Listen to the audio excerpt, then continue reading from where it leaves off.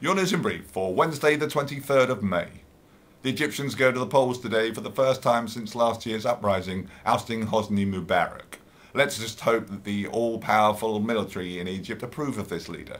Otherwise we may be doing this all over again in 30 years' time.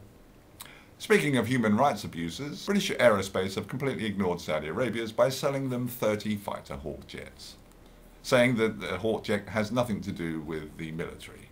Because of course in Saudi Arabia, jets are used as public transport.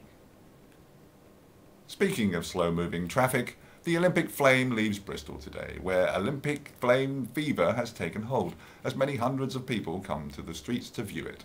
But to be fair, many of the villages around Bristol haven't actually seen fire before. Speaking of the Dark Ages, 80,000 incidents of racism were unreported across Britain's schools last year. How do they know there was 80,000 then?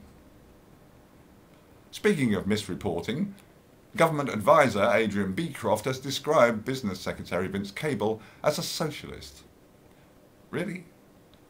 A man who works in a right-wing cabinet full of billionaires who just voted to reduce the top rate of income tax is the template for socialism?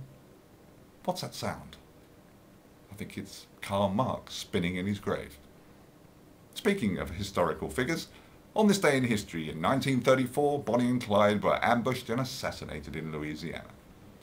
Speaking of people we hope will come to a grisly end, George Osborne is 41 today. This has been your news brief for Wednesday the 23rd of